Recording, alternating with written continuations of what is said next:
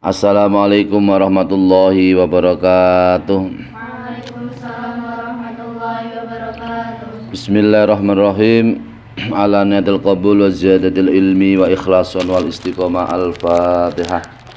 A'udzubillahi minasyaitonir rajim. Bismillahirrahmanirrahim. Alhamdulillahi rabbil alamin arrahmanirrahim maliki yaumiddin ya na'budu wa iyyaka nasta'in ihdinas siratal mustaqim siratal ladzina an'amta 'alaihim ghairil maghdubi 'alaihim waladdallin. Rabbi ighfirli wa li walidayya wa lil mu'minin amin. Bismillahirrahmanirrahim. Ngaos kitab Bulughul Maram Shakhifah 7 pada kitab matan, pada kitab syarah Shakhifah 48. Bismillahirrahmanirrahim. Babu izalatin najasati. Ai hada utawi iki iku babu izalatin najasati, iku bab ngilangake najis wa bayaniha lan nerangake izalatun najasah. An Anasin ay ruya diriwayatake apa hadis an Anas bin Malikin saking Anas bin Malik radhiyallahu anhu qala ngendika sapa Anas bin Malik suila ditangkleti sapa Rasulullah sallallahu alaihi wasallam anil khamri sangka khamr tutakhadu kang digawe apa khamr kholan ing sangka cuka khulan ing sangka cuka. Faqala mongko ngendika sapa Rasulullah sallallahu alaihi wasallam la ora kena utawa mboten kenging. Akhraja ngetahi hadis sapa Muslimun sapa Imam Muslim. Waqala lan ngendika sapa Imam Muslim hasanun shahihun. Ai hadal hadisu utawi iki hadis iku hasanun iku hasan iku hadis hasan shahihun utawa hadis sahih. Artinya adalah hadis yang diriwayatkan dari Anas bin Malik radhiyallahu anhu. Anas bin Malik berkata, Rasulullah shallallahu alaihi wasallam ditanya tentang khamr yang diambilkan atau yang dibuat dari cuka, bahan cuka. Maka Rasulullah menjawab, khamr yang dibuat dari bahan cuka itu hukumnya adalah tidak boleh. Hadis ini dikeluarkan oleh Imam Muslim dan Imam Muslim mengatakan bahwa hadis ini adalah hadis hasan atau bisa juga hadis ini adalah hadis sahih. Temriki pada kitab syarah disebutkan fikul hadis, pemahaman hadis, la yajuzu takhlilul khamri wala tatahhara bil khalil bitakhlili bi fi'li fa'ilin wa hadha madhabu Syafi'i wa Ahmadu. Tidak boleh membuat khamr yang terbuat dari cuka, dan apabila khamr itu menjadi cuka pun tidak menjadi suci, jadi tetap najis. Apabila khamr itu terbuat dari cuka maka termasuk kategori najis. Begitu juga apabila khamr itu berubah menjadi cuka maka tetap juga khamr itu adalah tetap najis. Ini adalah mazhabnya Imam Syafi'i dan Imam Ahmad. Kemudian pada pemahaman syarah, kitab syarah yang kedua, tatahurul khamri bitakhlili wa hadha madhabu Malikin. Apabila khamr menjadi cuka maka khamr tersebut menjadi suci, atau sebaliknya khamr menjadi suci apabila khamr itu berubah menjadi cuka. Wa hadza madhabu Malikin wa madhabu Abu Hanifah. Ini adalah madhab Imam Malik dan Imam Abu Hanifah. Jadi kalau menurut Imam Malik dan Imam Abu Hanifah, apabila khamr itu berubah menjadi cuka maka khamr yang berubah menjadi cuka itu menjadi suci, tidak najis lagi. Li'annaha istahalat ila solahin, karena hal tersebut adalah menjadi halal. Khamr yang menjadi cuka itu adalah dianggap sebagai barang yang dianggap sebagai barang yang halal karena terjadi perubahan dari khamr menjadi cuka. Kemudian pemahaman hadis syarah, pemahaman hadis ini pada kitab syarah, ijma'ul a'immati ala anal khamra idan taqalat binafsiha halan tahurat. Para imam madzhab ijma atau sepakat, para ulama sepakat bahwasanya kalau khamr itu pindah dengan sendirinya menjadi coka, maka khamr itu menjadi suci. Bismillahirrahmanirrahim. Wa anhu lan saking Anas radhiyallahu anhu kala ngendika sapa Anas, lama kana ing dalem semangsane ana apa yaumu Khaibar, apa dina Khaibar, amara mongko perintah sapa Rasulullah sallallahu alaihi wasallam Aba Talhata ing Aba Talhah. Fanada mongko undang-undang sapa Aba Talhah, Innallaha sak temene Gusti Allah wa rasulahu lan utusane Allah yanha iku nyegah sapa Allah lan Rasulullah kum ing sira kabeh an luhumil khumuri saking pira-pira daging khimar, saking pira-pira daging khimar al ahliyati kang bangsa omah. Fa innaha mongko sak temene luhumil khamri al ahliyah rijsun iku najis. Muttafaqun alaihi ai hada utawi iki hadis muttafaqun alaihi iku hadis di muttafaq alaih nggih punika hadis Bukhari Muslim. Artinya adalah hadis yang sumbernya dari Anas bin Malik. Anas bin Malik itu adalah pembantunya Rasulullah Shallallahu alaihi wasallam.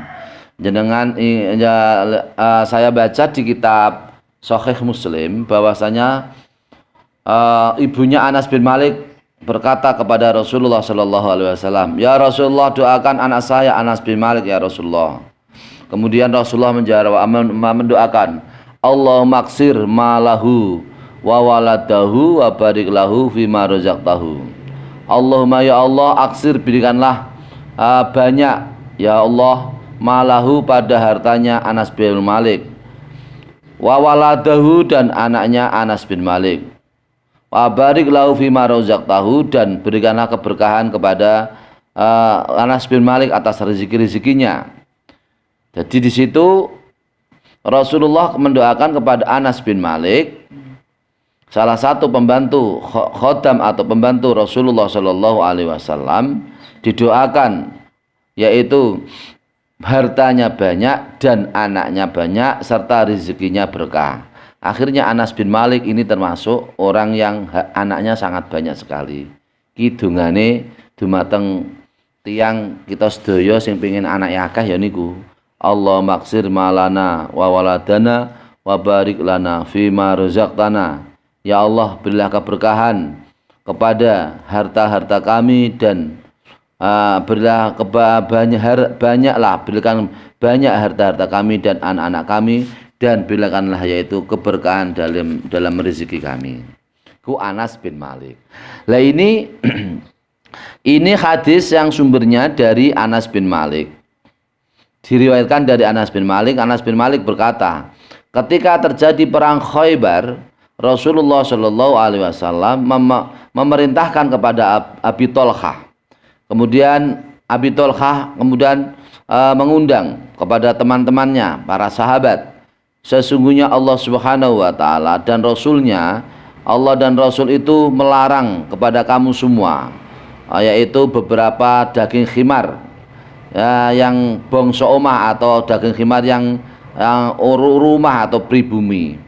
Daging khimar yang pribumi ini termasuk adalah benda yang najis, barang yang najis. Nah ini apa itu? Pada kitab syarah di sini disebutkan al-mana al-ijmali, makna secara universal itu atur rasuli wajibatun binasil kitabil mubini walaqad kana itibamur rasuli sallallahu alaihi wasallam fi nasri da'watihi bisur'atin, bahwasanya Rasul taat kepada Rasulullah Shallallahu alaihi wasallam adalah wajib hukumnya dengan nas kitab Al-Qur'an, karena sesungguhnya apa yang menjadi perhatian Rasulullah Shallallahu alaihi wasallam itu adalah bagian dalam rangka untuk mengembangkan dakwah Rasul dengan cepat. Jadi Rasul itu termasuk utusan Allah yang berhasil dalam mengemban amanah sebagai Rasulullah utusan Allah, menyebarkan agama Islam, dakwah Islamnya dengan cepat. Liyu'alliman nasa bima yajibu itiba'uhu wa ma yahamnu tanawuluhu minal khamri al-ahliyati linajazatiha. Di sini Rasul mengajarkan kepada manusia, yaitu para sahabat, bahwasanya apa yang menjadi sunnah Rasulullah Shallallahu Alaihi Wasallam itu harus kita ikuti, dan apa yang diharamkan juga kita jauhi. Seperti di sini adalah masalah khamr, masalah hewan khimar atau daging khimar yang pribumi atau bangsa rumah. Ini adalah termasuk kategori najis. Kata najis. Fiqhul hadis, pemahaman hadis. Masyru'iyatu nida'i li bayanil muhimmati minal ahkami wa ghariha. Panggilan itu menunjukkan disyariatkannya Rasulullah Shallallahu Alaihi Wasallam kepada umatnya pada beberapa hal yang perlu disilakan, hukum-hukum yang sangat penting. Jadi kalau di sini ada unsur panggilan, Rasulullah memanggil kepada Abi Tolhah, kemudian Abi Tolhah pun Rasulullah memerintahkan kepada Abi Tolhah, kemudian Abi Tolhah memanggil kepada teman-temannya yaitu sahabat-sahabatnya. Ini menunjukkan bahwa panggilan itu adalah hal yang sangat penting, urusan yang sangat penting. Kemudian tahrimu akli luhumil khumri al-ahliyati, haram atau tidak boleh makan daging khimar pribumi. Daging khimar pribumi itu haram atau tidak boleh dimakan. Az-zakatu la tutahhiru bi ma la yakhilu akluhu, yaitu haram, yaitu hewan sembelihan yang di situ memang secara dzati atau zatnya itu tidak halal, maka tidak akan bisa menjadi suci. Seperti khimar memang zatnya adalah memang haram, maka meskipun ia disembelih, daging khimar itu tetap dia adalah najis. Terus yang keempat, ujubu husilil awani al-mutanajjisati inda iradat istimaliha. Wajib membasuh beberapa wadah yang terkena najis ketika menggunakannya. Jadi umpama kita menggunakan wadah yang memang terkena najis, maka kita harus membersihkannya. Nah, begitu. Ini masalah daging khimar. Ya, di situ untuk Khaybar, yaumu Khaybar ghazwatun ma'rufatun fi sanati sabiyah. Perang Khaybar, hari Khaybar itu adalah peperangan yang terkenal, sangat terkenal pada tahun ke-7 dari Hijriah. Wa Khaybar baldatun an samanati burdin minal madinati. Kota Khaybar adalah suatu negara yang jumlahnya atau jaraknya adalah 8 pos dari kota Madinah. Liman yuridu asyama, bagi orang yang menginginkan ke kota Syam. Jadi di situ Khaybar dengan Madinah, di situ Khaybar dengan Madinah dengan Syam. Apabila orang menginginkan ke kota Syam, maka melewati kota Khaybar. Jarak tempuh antara Khaybar itu adalah 8 pos dari kota Madinah. Begitu untuk hadis selanjutnya. Demikian untuk ngaji hadis kitab Bulughul Maram dengan sarannya, yaitu Ibanatul Ahkam juz 1 Shahifah 48 sampai 52. Semoga bermanfaat untuk kita semua, termasuk kita bisa mengambil pelajaran dari kaum Hawa, para terpelajar, para ibu-ibu semua belajar, yaitu memahami atau meneladani, yaitu istri Rasulullah Shallallahu Alaihi Wasallam, Aisyah binti Abi Bakrin, seorang istri Rasulullah yang meriwayatkan 2210 hadis, dan termasuk orang yang ahli tirakat. Selama setahun dia selalu berpuasa. Kita semua termasuk orang-orang apabila menjadi anak-anak yang baik, anak-anak yang soleh, maka ibu ibunya harus menjadi ibu yang solehah. Amin Allahumma amin. Wallahul muwaffiq ila aqwamit thoriq. Wassalamualaikum warahmatullahi wabarakatuh.